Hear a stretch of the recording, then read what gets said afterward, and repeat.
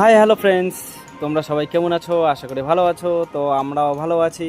তো আমরা কাশিয়াবাড়ি বারোগোদালি বাউদিয়া সংঘের পক্ষ থেকে প্রত্যেক বছরই বারোগোদালি শিব ঠাকুরের ধামে যাই এবং সেখানে গিয়ে বাবার মাথায় জল ঢালি।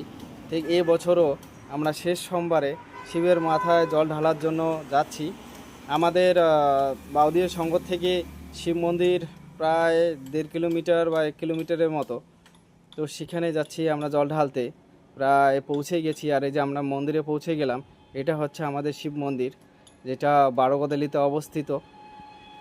অনেকে দামেশ্বর ধাম বলে, অনেকে বড় মহাদেব দেবের ধাম বলে। তো আমরা সবাই পৌঁছে গেলাম।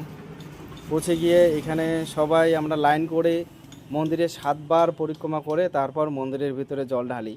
তো যাই হোক, ভিডিওটা সম্পূর্ণটা আমার কাছে নেই। তো বাই, ভালো থেকো, টাটা।